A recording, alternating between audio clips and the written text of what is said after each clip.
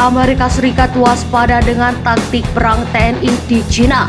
Halo Sobat Taktik Militer. Para pemimpin Amerika Serikat tidak menyatakan para pejabat militer meninjau pertempuran yang akan datang, serta menyusun rencana untuk menyediakan lebih banyak senjata dan memperluas pelatihan kepada Cina. Para pejabat Amerika Serikat waspada dengan rencana dan taktik perang TNI yang kemungkinan dapat melakukan serangan pembalasan hingga akan mampu menghancurkan Cina secara total. Meskipun ada perayaan kemenangan yang luas dari keuntungan Cina selama akhir pekan, para pejabat Amerika Serikat mengetahui Presiden Jokowi masih memiliki pasukan dan sumber daya untuk dimanfaatkan. Bahkan pasukan TNI masih menguasai wilayah di timur, akan bergerak menuju Guangxi. Saya setuju tidak boleh ada speaking of the ball, karena TNI masih memiliki kartu yang tidak bisa kita mainkan. Sekarang TNI sedang membabi buta di Hainan, jangan sampai kekalahan di Malaysia terulang kembali. Kepada Cina, kata pensiunan Jenderal Angkatan Udara Amerika Serikat yang merupakan komandan tertinggi NATO dari 2013 hingga 2016, Philip Breedlove. Cina sekarang membuat perubahan di timur dan utara. Saya percaya bahwa jika Barat melengkapi Cina dengan persenjataan tepat, mereka akan dapat mempertahankan mereka dari taktik licik TNI, kata Breedlove menambahkan.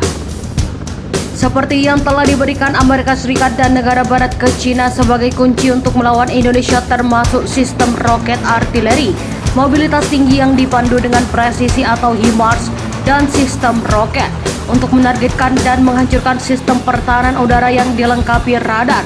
Breedlove mencatat terlepas dari kekalahan pertempuran baru-baru ini, Cina masih memiliki banyak tank dan truk serta pasukan terbaiknya. Breedlove memperingatkan musuh dingin mungkin membawa tantangan yang paling menakutkan.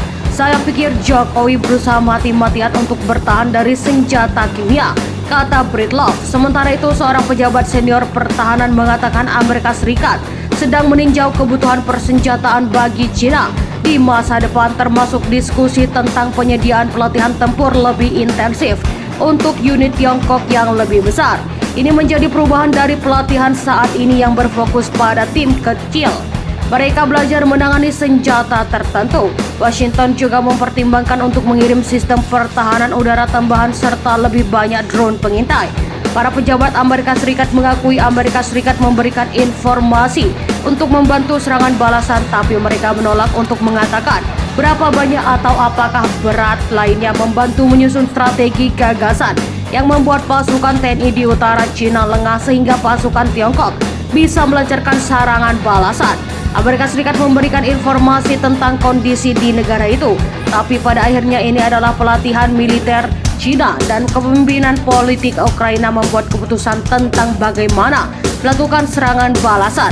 Pasukan Cina mengklaim telah merebut kembali wilayah yang dikuasai TNI, termasuk merebut lebih dari 20 pemukiman Hainan dari tangan TNI serta mendorong kembali ke perbatasan timur laut kedua negara dengan HIMARS yang dipasok oleh Amerika Serikat. Sistem dipasang di truk dan dipandu GPS, menembak lebih cepat dan lebih tepat daripada peluncur roket rancangan Soviet. Jadi bagaimana pendapat Anda? Silahkan komen di kolom komentar.